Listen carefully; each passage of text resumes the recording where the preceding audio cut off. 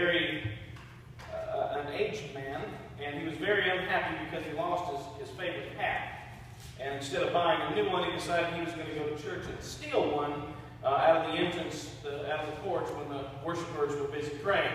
So when he arrived at the church, an usher intercepted him at the door and took him to a pew where he had to sit and listen to the entire sermon on the Ten Commandments.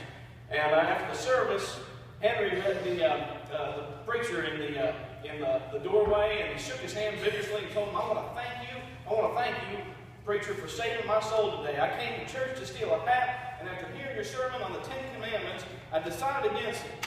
And the preacher answered, he said, well, which one was it? Was it the one that said, thou shalt not steal? Did that change your mind? He said, no. He said, the one about adultery did. He said, when you said that, I remembered where I left my old hat. And often the Ten Commandments become just kind of commonplace for us a little bit. When you think of the Ten Commandments, what one do you think of as the most difficult to keep? I brought this because a few years ago I had bought this. There was a place in Winder had made it, and I put it in my office. It didn't cost me very much, but it's just a symbol of the Ten Commandments. There was the judge down in Alabama who bought them, and there was all that going on. But I find it important. But often, sometimes we just make them a little bit. They become a little bit too commonplace for us. And then again, sometimes in this day and age, folks have no clue what the Ten Commandments are.